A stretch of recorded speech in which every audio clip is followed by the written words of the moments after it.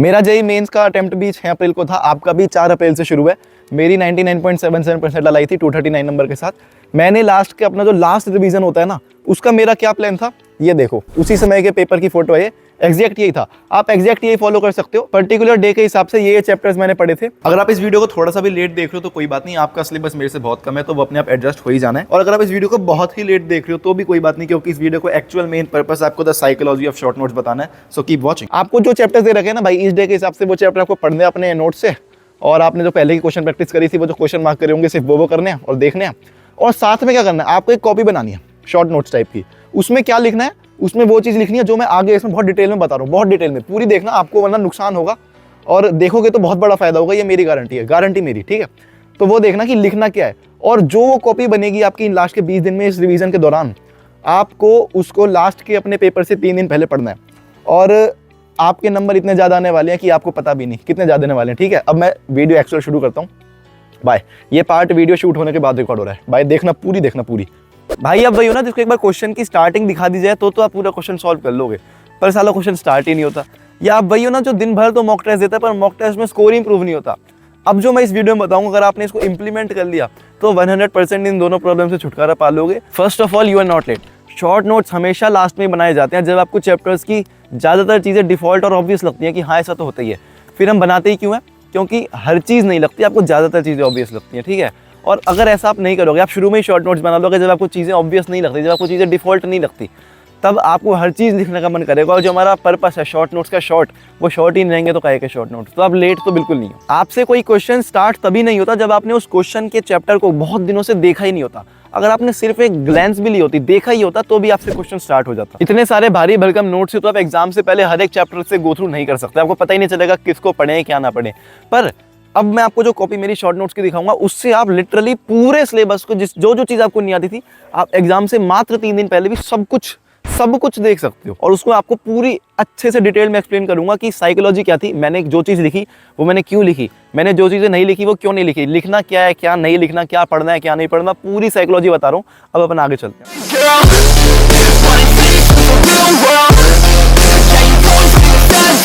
तो अब मैं आपको पहले बताता हूँ कि आपको इसमें देखा क्या। आपको इसमें पीसीएम के सारे चैप्टर्स की, मैंने ऑलमोस्ट सारे चैप्टर्स के शॉर्ट नोट्स बनाए थे जो, और लास्ट में मैंने टेस्ट दिए थे, उसमें जो भी मैंने इंप्रूवमेंट किया, जो भी मैंने कुछ भी सीखा वो सब था इसमें। इस पीडीएफ में सब कुछ नहीं है, ये सब आपको दिखाने के लिए। ऐसा क्यों मैं वो बताऊंगा आपको, पर आपको बता रहा हूँ कि आपको बनाना क्या है, ठीक है। अब जैसे कि अपन शुरुआत करते हैं, मैं आपको तीनों बताऊंगा, फिजिक्स केमिस्ट्री मैथ्स के सब चैप्टर से एग्जाम्पल दूंगा, टेस्ट में क्या लिखना है क्या नहीं लिखना, एग्जैक्ट सब कुछ बताऊंगा, ठीक है। शुरू करते हैं। अब जैसे अब आप एक चीज़ पहले इसमें देखना, आप इसमें कुछ चीज़ें देखना कि पहली बात तो ये कि एक एक चैप्टर एक एक पेज में खत्म हो रहा है। मोशन इन 1D खत्म, एनएलएम खत्म, 1.5 पेज में एनएलएम तक खत्म, वर्क एनर्जी पावर और खत्म, फिर सीओएम आ गया, ठीक है। आप एक तो ये चीज़ देख लो, एक आप ये चीज़ देख लो कि मैंने कोई भी क्वेश्चन नहीं लिखा है और ना ही कोई आंसर लिखा है। क्या ये कोई आंसर है, क्या ये कोई क्वेश्चन नहीं लिखा, ये मैंने लिखा है अपने आप को समझाने का तरीका, बस कि मेरे को समझ आ जाए बस। और कई चीज़ें भी मेरे को खुद को समझ नहीं आएंगी इसमें, क्योंकि अब टाइम हो गया, तो बस मुझे समझ आनी चाहिए, ऐसा लिखना है, और ऐसा कुछ ज़्यादा बीट ही नहीं है, ठीक है। अपन जैसे मैं लिखा है टी हाफ और टी देखना। अब देखो, अपन को डायरेक्ट टी का फॉर्मूला याद रहता है 2v/g, है ना, बिल्कुल। तो अब क्या है कि मैं टी हाफ, भाई मैं गलती करता था, मैं टी हाफ देखते नहीं था, टी हाफ पूछ रहा है बंदा, टी पूछ रहा है क्या, मैं हर बार ये कर देता था। तो मैंने लिख लिया कि भाई वो देख तो ले, टी हाफ कर रहा है, टी कर रहा है, ठीक है। अब जैसे हम और चलते हैं आगे। अब रेंज मैक्स का फॉर्मूला मैंने क्या, नॉर्मल रेंज मैक्स का फॉर्मूला, भाई अपन को सबको पता है कि रेंज मैक्स कैसे निकालेंगे। मैं फॉर्मूला याद भी करूँ, मैं कर लूँगा u cos थीटा इंटू अपनी जो टाइम पीरियड है बोले तो 2u sin θ/g, और थीटा में डाल दूंगा 45। अब मैं ये चीज़ याद नहीं रखूँगा कि इसका जो भी फॉर्मूला ये शॉर्ट फॉर्म में निकलेगा, पर क्योंकि अब मैं कर दूंगा, पर मैंने ये चीज़ याद रखी क्योंकि इसको निकालने में टाइम लगेगा। तो मैंने रेंज मैक्स और इंक्लाइंड प्लेन का फॉर्मूला याद रख लिया। अब इसको भी मैं और कैसे याद रखूँगा कि नीचे जब माइनस होगा तो ऑब्वियसली पूरा टर्म बड़ा होगा, तो जब हम ऊपर से फेंक रहे हैं तो रेंज फॉर्मूला माइनस वाला है, ऑब्वियसली नीचे से फेंक रहे तो प्लस वाला है, ठीक है। ऐसे ऐसे अपन इसको याद रखेंगे। अब तक अपन ने क्या देख लिया, अपन ने अब तक क्या लिखा है कि हमने एक तो चीज़ लिख ली है जो हम गलती करते हैं, एक हमने चीज़ लिखी है जो फॉर्मूले हमको याद नहीं रह सकते, हमको 2-3 दिन पहले एग्जाम से देख के जाना ही पड़ेगा, वरना मैं भूल जाऊंगा, मुझे ये फॉर्मूला कैसे याद रहेगा, नहीं रहेगा भाई, ठीक है। अब देखो एक और गलती कि यहाँ एम्पलीट्यूड पे टेंशन बैलेंस नहीं होगी, ऑब्वियसली वो तभी तो नीचे आएगा, ठीक है। तो मैंने लिख लिया कि भाई नहीं। अब हाँ, एक और चीज़ अब मैं आपको बताऊँगा क्या साइकोलॉजी है। देखो मैंने इसमें ये नहीं लिखा, इसका जो भी निकालते होंगे अपन, जो भी निकालते हैं, मैंने इसमें करेक्ट चीज़ नहीं लिखी कि ये करना है, मैंने इसमें लिखा है कि ये चीज़ नहीं करनी। मैं जो चीज़ कर रहा हूँ वो मैंने बड़ा बड़ा लिखा है और उसको इक्वल टू बना के काट दिया कि भाई मेरे को दिखे, मतलब क्योंकि जो सही चीज़ होती है ना, मान लो इसका जो भी हम सही चीज़ है, जो भी इसकी चीज़ है, वो तो भाई मैंने नोट्स में आज से पहले देखी ही होगी, वो मैंने अब फिर से वही लिख लूँगा तो मेरे में इंप्रूवमेंट कैसे आएगा? वो तो मैंने पहले भी देखी थी, अब भी देख रही थी, बात ही नहीं बदली। मैंने पहले क्या चीज़ नहीं देखी थी, मैंने ये नॉट इक्वल टू गलत चीज़ लिखी है मैंने, मतलब कि मैं जब ये चीज़ देखूँ ना मेरे अचानक से दिमाग में स्ट्राइक करेगी, हाँ ऐसा कुछ है, मतलब कुछ एबनॉर्मल है ना, ये हम गलत चीज़ लिख रहे हैं, नॉट इक्वल टू लिख रहे हैं, एबनॉर्मल चीज़ है ना, तो मैंने ये चीज़ लिखी है। ठीक है, अब जैसे आगे चले अपन तो कुछ अच्छे से ढूंढते हैं अपन। अब मैंने खुद के लिए टिप रख रखी है कि वर्क में फंसे तो चेंज इन काइनेटिक एनर्जी याद करें। ठीक है, मैं लिखते जाता हूँ कि अपन क्या क्या, अपन ने लिखी हैं टिप्स खुद के लिए, अपन ने लिखी हैं गलतियाँ खुद के लिए, अपन ने लिखे हैं फॉर्मूले खुद के लिए एज ऑफ नाउ। ठीक है, अब जैसे क्या है, अब अपन ने लिखे हैं रिजल्ट खुद के लिए। रिजल्ट कहाँ लिखे हैं, ये रिजल्ट है, ये NLM का क्वेश्चन था एक, मेरे को याद है LM के मॉड्यूल में, तो ये भाई पता नहीं मैं इसमें क्या कुछ कर जाता था, तो मैंने बाद में डायरेक्ट याद ही रख लिया कि भाई ये T की पावर 3/2 से डायरेक्टली प्रोपोर्शनल होता है, मैंने खत्म करा, नक्की करी याद करके। तो रिजल्ट डायरेक्ट जो कि हो सकता है एग्जाम में आ जाए, वो डायरेक्ट याद रख लो। और क्या, अब COM के भले ही मैं सेंटर ऑफ मास डेरिवेशन से निकाल सकता हूँ, पर इतना टाइम नहीं है। अब मेरे को क्या पता है एल्यूमिनियम में H/3 H/4 है, भाई लास्ट में ये चीज़ भूल सकते हैं ना, ये चीज़ मुझे एग्जाम से 2 दिन पहले देखने की जरूरत है ना, इसलिए मैंने ये लिखी है। और क्या लिखी है, फिर से एक गलती आ गई कि 4r/3 पाई होता है, 3r/4 पाई नहीं होता। अब ये मेरे को जब ही पता चलेगी जब मैं मॉक टेस्ट दूंगा, मैं 3r/4 पाई करके -9 नंबर कटा लूंगा। -9 कैसे, -1 तो जो गए, -4 जो मैं ला सकता था क्योंकि मेरे को आता तो था, तभी मैंने अटैम्प्ट किया, नहीं आता तो मैं अटैम्प्ट ही नहीं करता। और एक और -4 जो मैं सेम टाइम में कोई दूसरा क्वेश्चन सही करके ला सकता था, तो -9 अपने नंबर मैंने करे। ये तभी मेरे को गलती पता चलेगी जब मैं एक बार -9 ले आऊँगा, तो टेस्ट देना बहुत जरूरी है। ठीक है, अब जैसे हमने अब देखो और क्या लिखा है हमने, चलो एक चीज़ जोड़ते हैं इसमें, इनसाइट। ठीक है, इनसाइट क्या, ये जब मैंने क्वेश्चन करा तो मैंने पाया कि इलास्टिक जब E=1 हो, यही होगा शायद, मेरे को ध्यान भी नहीं, पर मैं अज्यूम कर रहा हूँ यही है। अब जब लाइट जो सेम पाथ लाइट का ये E=1 जब होता है इनके बीच में, तो वो होता है, ये मैंने देखा कि लाइट भी ऐसे ही करती है और ये भी तब भी ऐसे ही करते हैं, तो मैंने लिख लिया कि देखो ऐसा है। ठीक है, और लाइट की बात तो इसमें लिखी नहीं शायद मेरे को, लेकिन याद है ऐसा ही कुछ था। अब नीचे चलते हैं, अब देखो एक और गलती लिखी है मैंने कि जब एक्सटर्नल फोर्स नहीं होता तो हमको क्या लगता है कि चीज़ें रुक जाएंगी, जबकि एक्सेलरेशन रुकती है। मैंने गलती करी होगी, मेरे को याद है मैंने 2 चार्ज थे उनमें मैंने किया था, तो मैंने लिखा है कि भाई सेंटर ऑफ मास रुका नहीं होता, बस एक्सेलरेशन 0 होती है, मतलब वेलोसिटी स्टिल हो सकती है। तो मैंने लिख लिया खुद को। अब आप एक चीज़ देखो, मैंने कितनी सरल भाषा में खुद को समझा रखा है। मैंने ये नहीं लिख रखा कि भाई velocity is not equal to 0, ये भी लिख सकते थे, अच्छी चीज़ है, पर मैंने अपने आप को समझाने के लिए मैंने भाई शब्द का प्रयोग किया, जो मेरे दिमाग में मैंने सीधे लिख दिया। और हिंदी इंग्लिश सब मिक्स मुक्स कुछ भी अपन को नहीं सोचना, अपन को ऐसे लिखना है कि अपन को पल्ले पड़े। मैं आपको एक बड़ा कूल और एक बड़ा काम का ही एक्सटेंशन दिखाता हूँ, माइक्रोसॉफ्ट एज और क्रोम किसी में भी। तो अब आप आगे ना एक ऐश करने वाले हो, आप काफ़ी मूवीज़ देखने वाले हो, आप बहुत ज़्यादा शोज़ देखने वाले हो। उसके बाद जब ऐश का फेज खत्म, मतलब आप कॉलेज में पहुँच जाओगे, तो उसके बाद आपको ऐसी बहुत सारे सॉफ्टवेयर होंगे, बहुत सारी आपकी ऐसी रिसर्च पेपर्स होंगे जो उस समय इस लोकेशन पे, यानी कि इंडिया में अवेलेबल नहीं है, एक्सेस आप नहीं कर सकते।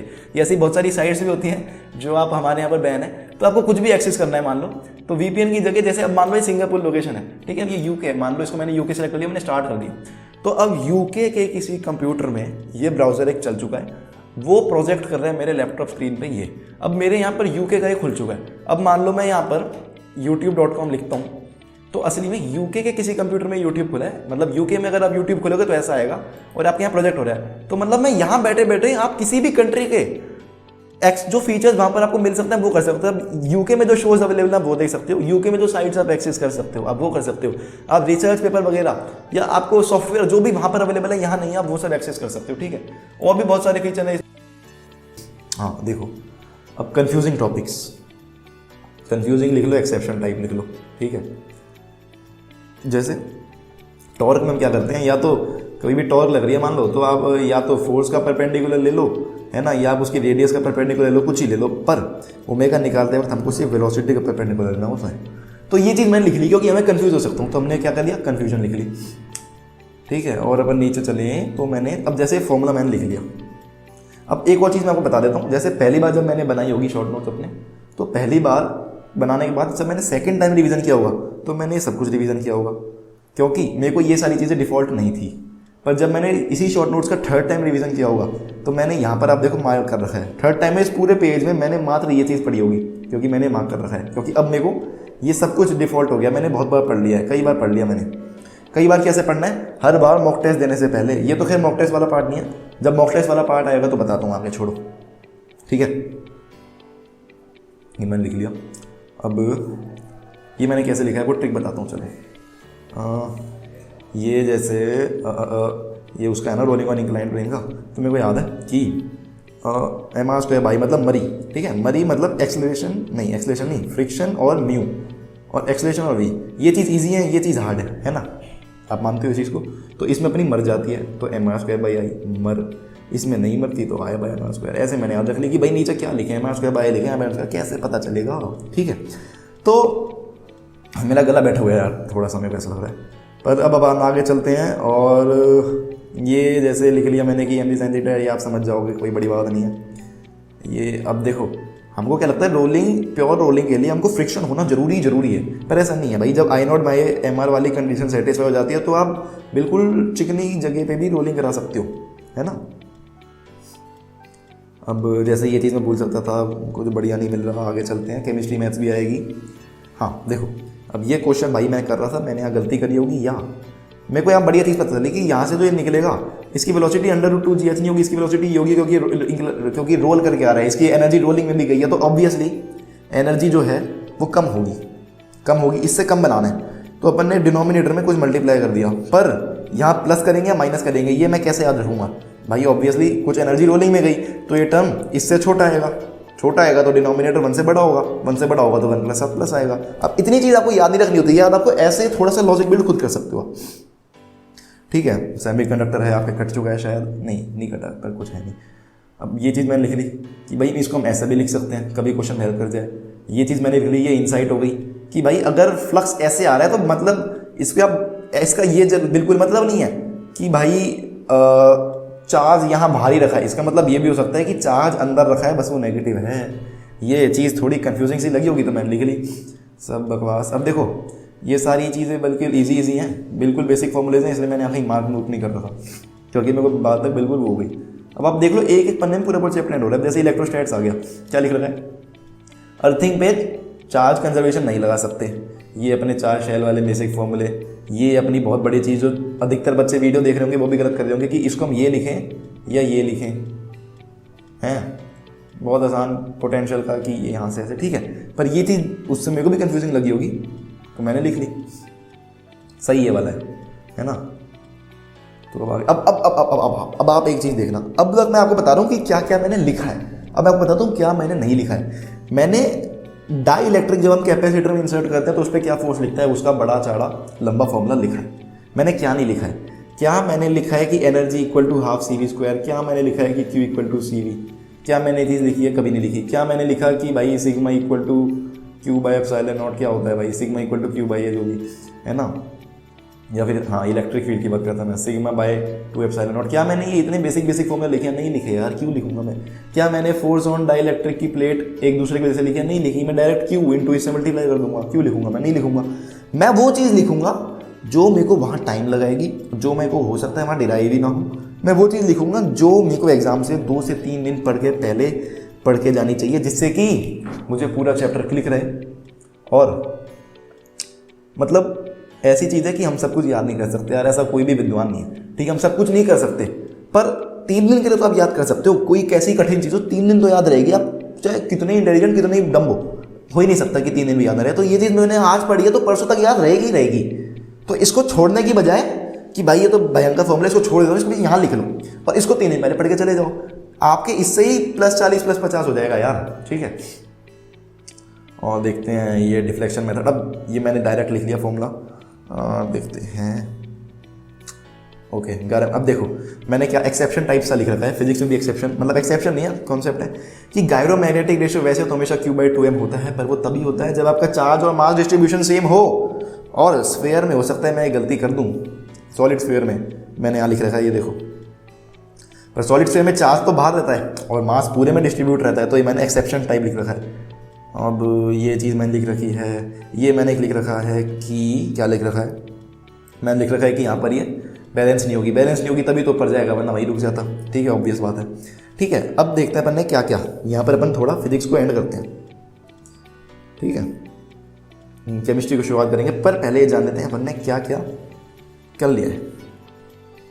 अपन ने देखे अब तक गलतियाँ कि मैं क्या क्या गलतियाँ करता हूँ, जैसे कि अभी अपन ने ऐसे चमकी, अपन ने अब तक कर ली इनसाइट, जैसे कि वो ये वाला है ना। अपन ने अब तक और क्या लिखा है, अपन ने कोई भी नया ज्ञान अपन को मिल जाए, इनसाइट ही हो गई वो तो, खैर छोड़ो। फॉर्मूले जो मैं भूल सकता हूँ, जैसे कि यही फोर्स ऑन डाइलेक्ट्रिक वाला। ठीक है, ये सब मैंने अब तक लिखा है। और क्या लिखा है, अब तक तो यही आया, अभी और चीज़ें भी आएंगी। ठीक है, डिस्पोजेबल फाइल व्यूअर। अब ऐसी बहुत सारी फाइल्स होती हैं जो हम अपने पीसी में डायरेक्ट नहीं खोल सकते, हमको क्या पता उसमें क्या है। ठीक है, तो मैंने अपनी जैसे फाइल लास्ट खोली थी, मैं आपको एक बार खोल के दिखाऊंगा। तो ये अब असली में ये फाइल उस यूके के कंप्यूटर में खुली है, मेरे कंप्यूटर में नहीं खुली। अगर इसमें कोई मालवेयर होता तो वो कंप्यूटर इन्फेक्ट होता, और ये भी 10 मिनट बाद अपने आप डिस्पोज हो जाता है, तो असली में वो भी नहीं होता। तो आपका भी सेफ है, उनका भी सेफ है, उनका सेफ भी नहीं होता, तो हमको क्या। तो कुल मिला के हमें कोई नुकसान नहीं है, हम डायरेक्ट किसी और के कंप्यूटर में देख सकते हैं कि वो चीज़ क्या खुली। डिस्पोजेबल ईमेल, ये पर्सनली मुझे बहुत हेल्प करता है। जैसे कि कई साइट्स होती हैं आपका ईमेल मांगती हैं वन टाइम लॉगिन के लिए, आपको उसका एक ही बार का काम है, तो आपका अपना असली ईमेल दे देते हो अगर आप, तो उसमें बहुत ज़्यादा ही वो स्पैम करने लग जाती हैं। तो आपने ये डाल दिया, आपको इसका टेम्परेरी इनबॉक्स मिल जाएगा। DZ² में नोडल प्लेन नहीं होता, नोडल सरफेस होता है, क्योंकि उसमें फ्लैट नहीं होता। ठीक है, तो ये चीज़ मैंने लिख ली। क्या मैंने ये चीज़ लिखी कि DXY उनमें क्या दो होते हैं, प्लेन होते हैं? नहीं, वो तो मेरे को पता है कि यार होते ही होते हैं। ये चीज़ मैं गलती कर सकता हूँ कि मैं भाई गलती से मैंने नोडल देखा 2 और DZ² देखा, मैंने टिक मार दिया फटाफट, इसका वो देख के D का वो देख के SPD मतलब सेकंड। ठीक है, तो मैंने देख लिया 2 = 2, मैंने फटाफट नहीं Z² में नोडल तक नहीं रुकना, नोडल सरफेस भी पढ़ना है, नोडल प्लेन भी पढ़ना है, क्योंकि इसमें प्लेन नहीं होता, सरफेस ही होता है ना। अब आगे चलते हैं। अब ये एक स्टेटमेंट है, ये मैंने एलन के टेस्ट के लिए करी थी शायद कुछ। ठीक है, अब देखो, क्या मैंने H2SO4 का स्ट्रक्चर बनाया? नहीं बनाया। मैंने H2SO3 का बनाया, मैंने S3O9 का बनाया, क्योंकि ये टिपिकल है, ये कुछ अलग है। H2SO4 तो यार सबको याद रहेगा, ये मैं नहीं लिखूंगा। अब क्या लिखा है? अब अगर आप होते तो आपने पहले डाइलेक्ट्रिक का फॉर्मूला यही पढ़ा होगा, डेवियर वाला, क्योंकि 11th में आ जाता है केमिस्ट्री में। पर मैंने पहले क्या पढ़ा था? मैंने पहले पढ़ा था Q × डिस्टेंस, क्योंकि मैंने 11th नहीं पढ़ी थी, मैंने 12th पढ़ी थी पहले। ठीक है, तो देख लेना दोस्तों। ठीक है, तो इससे अब मैं 2 फॉर्मूले याद नहीं रखूंगा डाइलेक्ट्रिक के, मैंने एक ही याद रखा भाई। इसको मैं कूलम को 4.8 × 10⁻⁻10 कर लूँगा। डिस्टेंस जो अपन जनरली लेते हैं, एंगस्ट्रॉम में दिया होता है अपन को, तो मैं इसको लिख लूँगा 10⁻⁸ सेंटीमीटर। बस इस पार्ट को मैंने यहाँ लिख रखा है कि ये पार्ट अपना ESU बदल जाएगा, सॉरी ये पार्ट अपना डायोप्टर बदल जाएगा। बस मैं इसको ये पार्ट को डायोप्टर लिख लूँगा, 4.8 इंटू जो भी है इंटू वो हटा।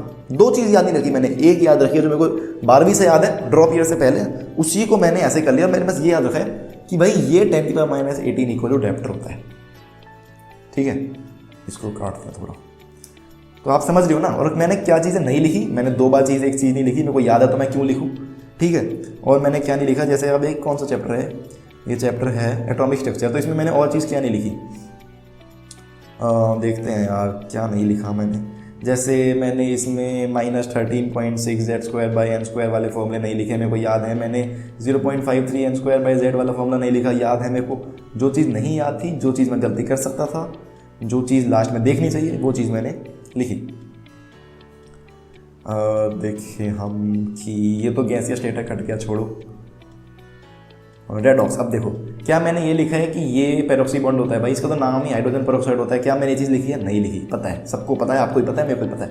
मैंने ये चीज़ लिखी है कि यहाँ पर ऑक्सीजन ऑक्सीजन का सिंगल बॉन्ड है, पर ये पेरोक्सी बॉन्ड नहीं है, क्योंकि पेरोक्सी बॉन्ड तभी होता है जब ऑक्सीजन के बगल में उससे लेस इलेक्ट्रोनेगेटिव होते हैं। तो ये एक एक्सेप्शन था, तो अपन ने एक्सेप्शन लिखे हैं साहब। ठीक है, एक्सेप्शन। केमिस्ट्री आ गया तो एक्सेप्शन कैसे नहीं आएगा। अब और अपन देखते हैं हम क्या लिख रहे हैं, और हम क्या लिख रहे हैं, कुछ अच्छा सा लिखे। फॉर्मूले लिख रहे हैं हम गैसियस स्टेट के, सॉरी थर्मोडायनेमिक्स के, पर ज़्यादातर बात लास्ट तक याद हो ही गए थे, तो एक ही इसमें ये कर रखा है। अब देखो फिर एक और गलती आ गई। गलती मैंने जनरली लाल से कर रखी है कि जब भी मैं एनर्जी निकालता हूँ तो मैं लीटर एटीएम में जनरली वो निकालता हूँ, क्योंकि आर वो लीटर एटीएम के उसमें ही होता है, पर आंसर में हमेशा जूल में दे रखा होता है। और ये मैंने कई बार गलत आंसर मार दिया था, मुझे याद है, मैंने उसको जूल में करा ही नहीं। तो मैं लिख दिया कि भाई 2 लीटर एटीएम में निकाल रहा है और अपन को आंसर जूल में दिया होता है, तो इसको 100 से मल्टीप्लाई कौन करेगा, 100 या 101 जो भी था, मैं करूँगा। अब आगे चलते हैं। ये लिटरली पूरा पॉलीमर्स का चैप्टर है एक पन्ने में, ये मेरे को भी बीटेक में भी काम आया था। अब देखो मैंने आपसे क्या कही, मैंने आपसे ये कही कि ऐसा कोई नहीं होता जिसको कोई चीज़ 3 दिन तक भी याद ना रहे। अब जब मैंने फर्स्ट टाइम चैप्टर पढ़ा होगा कोऑर्डिनेशन केमिस्ट्री, तो ये मैं नाम वाम मैंने याद नहीं करे, मैंने सोचा इतने कौन करेगा।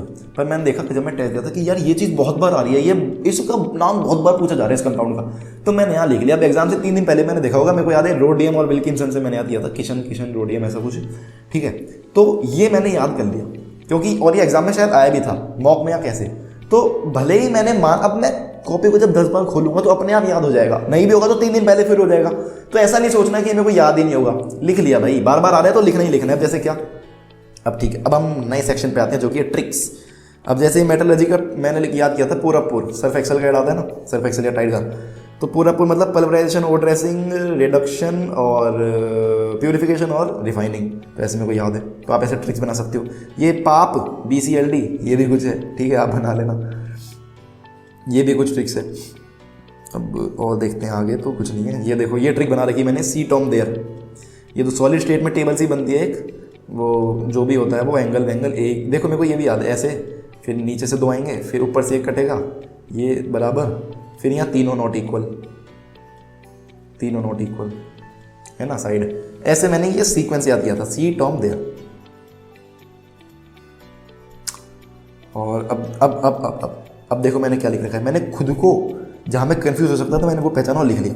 भाई अपने जब क्यूब में होता है यहाँ पर कोई चार्ज, तो अपना उसका कंट्रीब्यूशन होता है कितना, 1/4 है ना। ये भी अपन को थोड़ा थोड़ा वैसा ही दिख रहा है, पर इसका 1/6 है, थोड़ा थोड़ा दिख तो वैसा ही रहा है। तो मैंने लिख लिया कि भाई ये 1/6 है, ये क्यूब नहीं है, ठीक है। केमिस्ट्री खत्म। एक और बात जानते हैं हमने अब तक क्या क्या देखा, हमने देखा एक्सेप्शंस, चलो लास्ट में देखेंगे, ठीक है यार। अगर ये कोई बंदा देख रहा है ना तो प्लीज़ पूरी देखना, आपको पूरी इनसाइट पता चल जाएगी। अब देखो मैं बताता हूँ मैं लिखा क्या नहीं है, हमने क्या नहीं लिखा है, हमने इसमें किसी भी उसकी डेंसिटी निकालने का फॉर्मूला नहीं लिखा है। किसकी डेंसिटी, किसी भी यूनिट सेल की, क्योंकि वो मेरे को ना तो याद है ना आपको याद करना है, वो आपको डिराइव करना है। डेंसिटी क्या होती है, मास अपॉन वॉल्यूम होता है, तो एक का मास इनटू जो भी उसका n है, एक में जितने भी थे उसकी ये। अब हम मेरी मेल पे आ चुके हैं। अब जैसे ही मेरे को मान लो कोई मेल आया, अब मेरे को ये खोलने में पता नहीं कि इसमें जो लिंक है वो मेरे लिए मेलवेयर तो नहीं है, कहीं ये फर्जी तो नहीं है, पता नहीं क्या है। तो अब मैं उसको खुद के पीसी में खोलूंगा ही नहीं। मैंने इसमें राइट क्लिक किया, मैं लिख कर दिया ओपन इन स्क्वायर एक्स।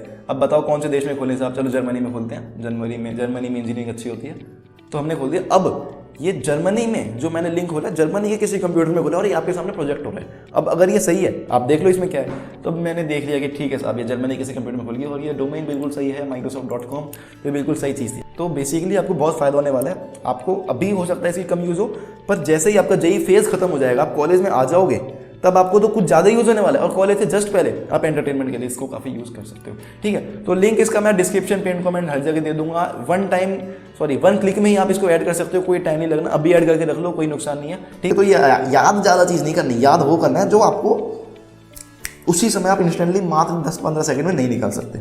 जैसे कि अब और खुद के लिए टिप्स जैसे लिख रखी है कि भाई साइन एक्स बाई एक्स तो अपन को पता है 1 हो जाता है एक्सटेंड टू 0 पर कॉस एक्स का आया तो क्या करें, कॉस एक्स -1 कैसे बनाएं जब वो मल्टीप्लाई में है। तो कॉस एक्स -1 वाला कैसे बनाएंगे अपॉन एक्स स्क्वायर वाले को, तो हमने क्या करा, साइन एक्स कॉस एक्स आए तो उसको साइन में ही बना दो और ये π/2 - x बन जाएगा बस, ठीक है। तो ये खुद के लिए। अब जैसे ये चीज़ है, ये क्या है, रिजल्ट। तो ये एलन के मॉड्यूल में था, रिजल्ट डिराइव भी कर रखा था। मेरे को लगा यार ये थोड़ा अच्छा सा लग रहा है, हो सकता है ये एग्जाम में आ जाए, थोड़ा अच्छा सा लगा मेरे को, तो मैंने लिख लिया। और ये थोड़ा पैटर्न वाइज भी था, ऊपर ये देखो ऐसे थोड़ा पैटर्न आए ना, 3 2 1 ऐसे, कि भाई 3 2 1 ऐसे अच्छा सा पैटर्न आए, तो मैंने लिख लिया। कुछ भी आपको लगे जो आपके काम आ सकता है, 3 दिन पहले एक बार देख लो, कुछ भी हो सकता है इसके साथ ऐसी चीज़। अब जैसे ये लिख लिया, चलो इस पर आगे तो ये कर लेते हैं।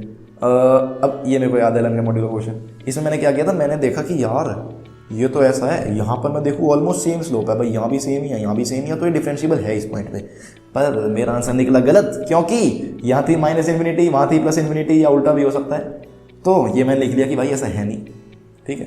वरना फर्स्ट हम ग्राफ दे रखा है तो ग्राफ से ही बनाएंगे ना। अब ये टिप्स लिख रखी है, ये खुद के लिए टिप रखी है कि भाई ये चीज़ बेहतर है। अब देखो प्लेन्स में कोप्लेनर करके एसटीपीज बेटर, किसी चीज़ के 1 2 3 तरीके हो सकते हैं, पर मैंने लिख रखा है कि भाई बेस्ट तो यही है, best in the sense answer सबसे आ रहा है पर सबसे कम टाइम में इससे आ रहा है, ठीक है। अब देखो और सीक्वेंस एंड सीरीज पे आ गया। अब इसको अब चलो थॉरली देखते हैं क्या क्या लिख रखा है। मैं लिख रखा है nth टर्म ऑफ एपी को हम ये भी अज्यूम कर सकते हैं, ठीक है। मैंने क्या लिख रखा है, और मैंने लिख रखा है कि जीपी का ln एपी होता है, ओके सही बात है। मैंने क्या लिख रखा है खुद, अब ये मैंने कोई फैक्ट लिख रखा है, फैक्ट या नॉलेज कि भाई याद रखना ये चीज़ कहीं क्वेश्चन में काम आ सकती है। ये मैंने क्या लिख रखा है, टिप कि ऐसा पैटर्न वाला क्वेश्चन है तो इसको 9 में बदल लो कि 9 में 1 माइनस कुछ करके हम कर लें, ठीक है। तो ऐसा कर लो 10 माइनस करके, ठीक है।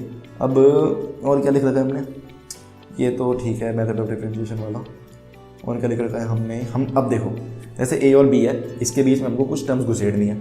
तो मैंने क्या नोटिस किया कि अब देखना आपने कितनों ने किया है कि हमको इन सब का अगर सम निकालना है तो असली में वो क्या है, हमने उन सबको मान लिया इनका मीन, अरिथमेटिक मीन, और उसी को n बार ऐड कर दिया क्योंकि n टर्म्स है तो n इंटू ये हो गया। अब इसी को मैंने उसका वो मान लिया ज्योमेट्रिक मीन, कि हमने मान ली सारी टर्म्स जो हमने ऐड कर दिया वो इनका ज्योमेट्रिक मीन है। असली में यही हो रहा है। तो अंडर रूट ए बी ही सारी टर्म है। अब इनके हम सबको मल्टीप्लाई करेंगे n बार तो क्या आ जाएगा, ये हो जाएगा। Same goes for harmonic mean. ये मैंने ये क्या थी, ये थी इनसाइट की, भाई मैंने ऐसा पाया तो मैं याद करने के लिए अच्छी चीज़ है। अब बहुत चलते हैं, मेरे ख्याल से आपको ज़्यादा चीज़ सब समझ आ गई। इनसाइट अगेन इनसाइट, मैंने पाया कि जीपी में लास्ट डिजिट हमेशा एक रिपीट होती है, एक मतलब कुछ सर्टेन सेट ही रिपीट हो रहा है लास्ट डिजिट का। तो ये मेरे को अगर कोई ऐसे अननोन सेट अननोन जीपी का टर्म दे दे और मैं लास्ट में ऐसे कुछ देखूं तो मैं कुछ जुगाड़ बिठा के आंसर ला सकता हूँ। और ये देखो ये मैंने रिजल्ट लिख दिया कि ऐसा होता है, ये चीज़ does not depend on X. ये बेयर के मॉड्यूल में था, मेरे को याद है। और कुछ हाँ देखो ये क्यू सिमेट्रिक मैट्रिक की कंडीशन है। अब इसमें अगर हमसे इसका डिटर्मिनेंट पूछ ले तो डायरेक्ट मैंने लिखा, डायरेक्ट ये मत लिखो कि भाई माइनस हो जाएगा, देख तो लो कि उसका ऑर्डर क्या है, क्या पता -1 में इवन पावर आ जाए। जल्दीबाजी मैंने ये चीज़ गलत कर दी होगी तो मैंने लिख लिया। आगे चलते हैं, अब जल्दी जल्दी बढ़ाते हैं, मेरे ख्याल से आपको समझ आ गया। हाँ एक और नई चीज़, तुक्का इज़ द बेस्ट।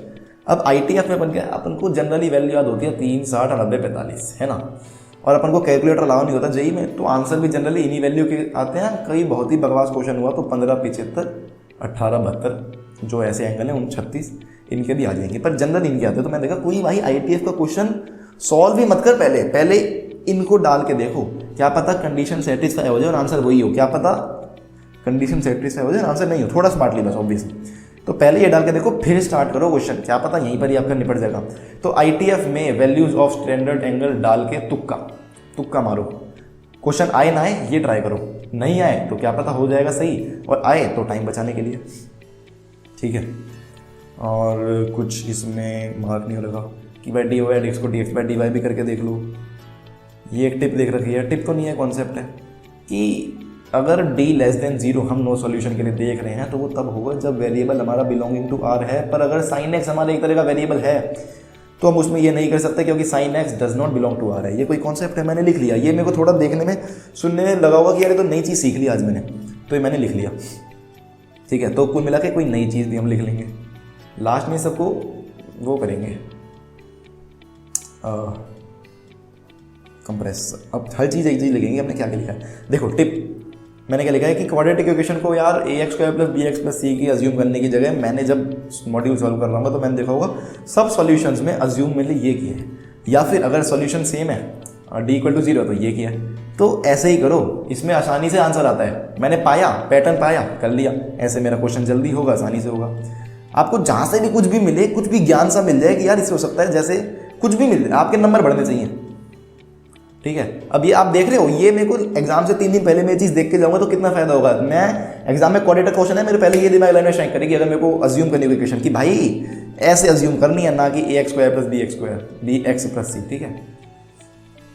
और देखते हैं अपन स्टैट्स, ये मत भूल, ये इसका स्टैंडर्ड डेविएशन या वेरिएंस, इसको जो भी कहते हैं, उसका सबसे बेसिक फॉर्मूला ही भूल जाते हैं हम, क्योंकि यूज़ तो ज़्यादा ही आता है। तो मैंने लिखा है कि भाई ये मत भूल जाना, कई बार ये भी काम आ जाता है।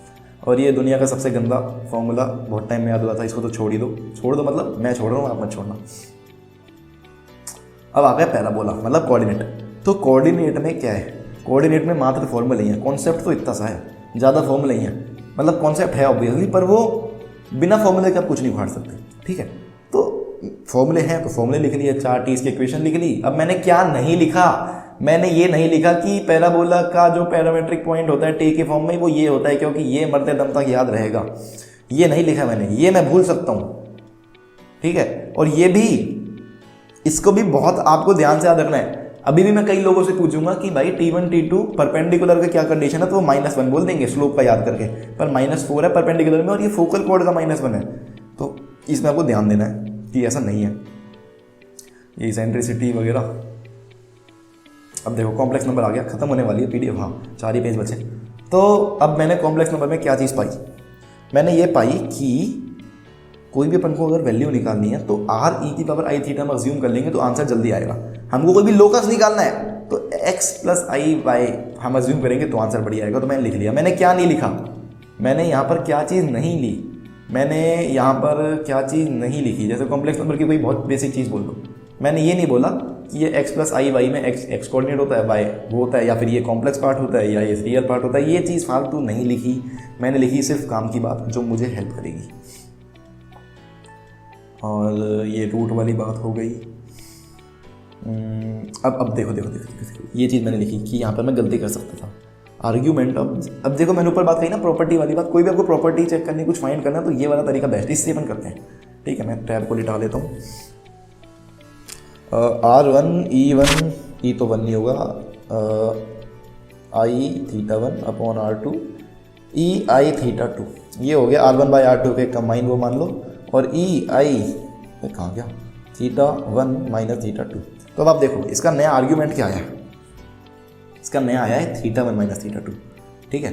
मतलब उसका आर्ग्यूमेंट माइनस इसका आर्ग्यूमेंट, यही तो आया है।